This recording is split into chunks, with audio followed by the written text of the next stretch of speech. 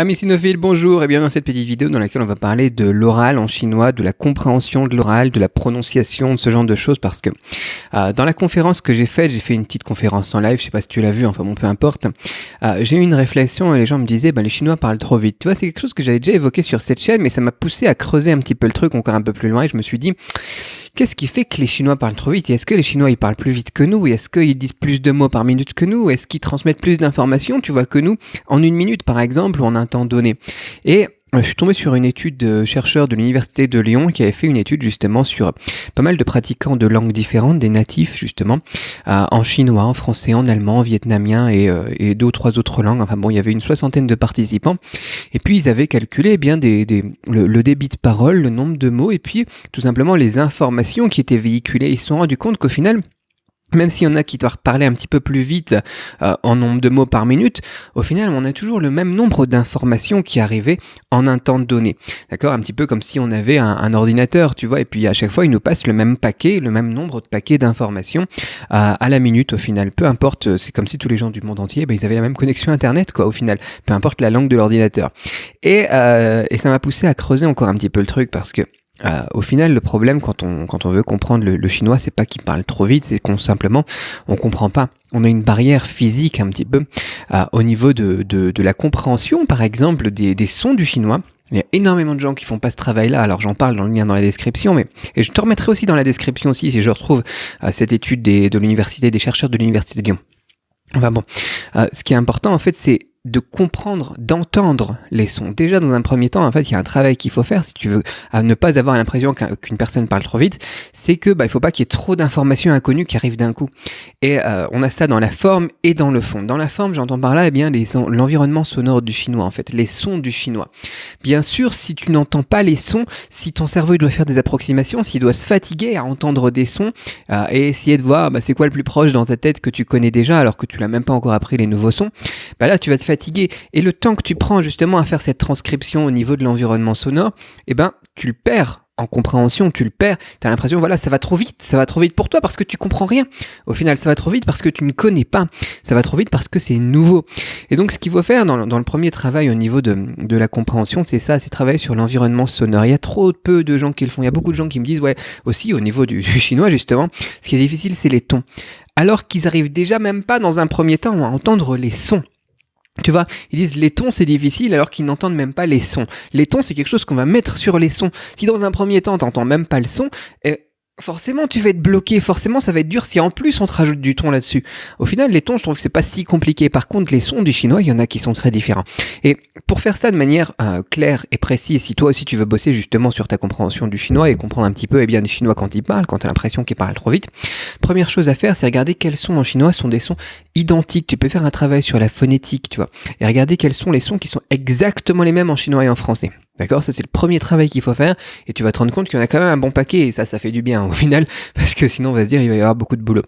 Deuxième chose qu'il faut faire, c'est travailler sur les sons qui sont proches du français. Et ça c'est très dur parce que beaucoup de sons qui sont proches, le cerveau il va les interpréter comme les mêmes. Tu vois, un son qui est proche, il va se dire oh je le connais pas ce son mais ça ressemble à celui-là, alors c'est celui-là. C'est comme ça qu'il fonctionne notre cerveau, sinon il serait trop fatigué au quotidien.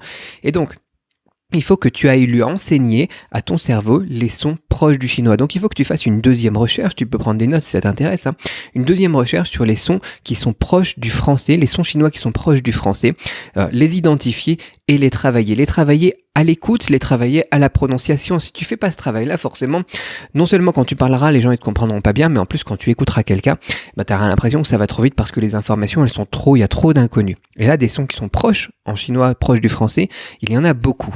Il y en a beaucoup. Et ensuite, dans un troisième temps, il y en a peu, travailler sur les sons qui sont différents, les sons qui sont étrangers, les sons qui sont nouveaux.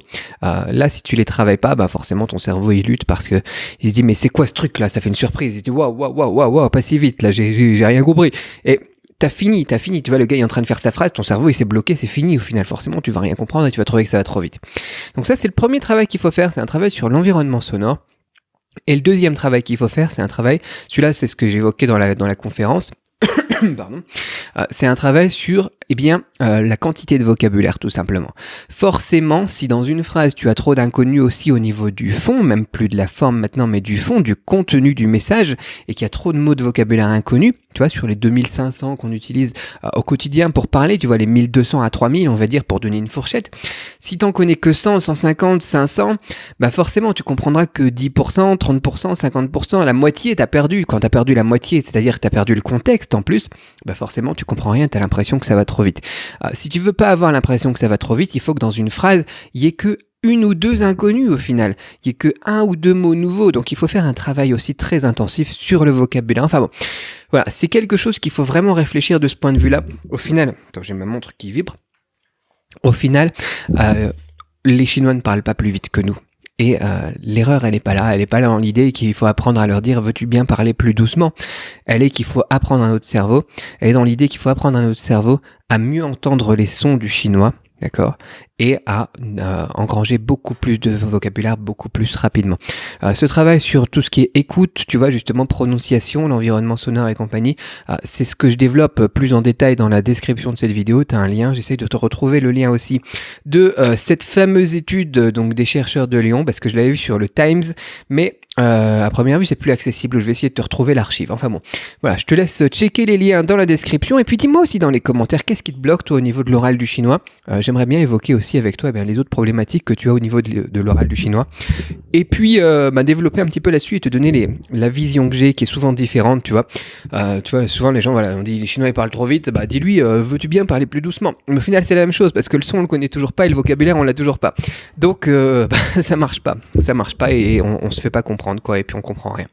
Donc voilà, je t'invite à poser aussi des questions sur l'oral. Cette semaine on va parler un petit peu de l'oral, comme ça si j'ai le temps je peux te répondre en vidéo. Là j'ai une très très bonne connexion, merci Guillaume, encore dédicace depuis la Chine pour uploader mes vidéos, donc du coup je vais en faire un petit peu plus, donc laisse-moi un commentaire et je te réponds en vidéo sur la chaîne directement. Voilà, je t'invite à checker le lien dans la description pour travailler justement tout ce qui est oral avec moi et aller un petit peu plus loin, un petit peu plus en détail que ce que je t'ai donné ici en 7 minutes 30, je sais pas, et je t'invite à nous retrouver ensemble, voilà, continuer la discussion dans une autre vidéo et dans les commentaires bien sûr. Allez, ciao, 再见